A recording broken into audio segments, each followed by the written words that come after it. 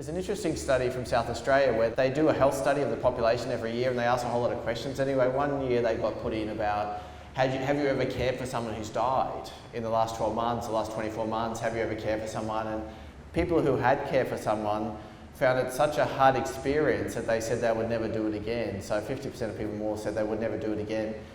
The fact is that caring is such a hard experience that at times, and it's not different to being a parent where kids, obviously you love your child, you care for your child, but you know, sometimes they drive you crazy and you wish you could just have some break from them.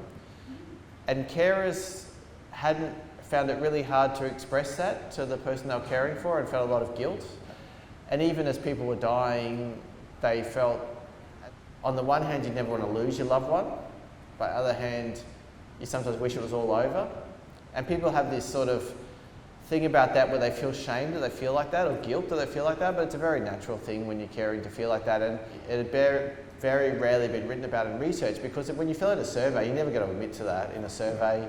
It's only when you start to sit down and talk about your experience over time that these things come out. And it's not uncommon for people to come into our palliative care unit and you know, the person's needing more care and the person says, I just can't look after him anymore, I can't do it anymore.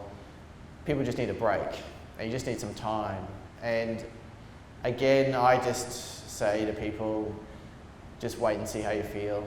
We'll just give it time, we won't do anything.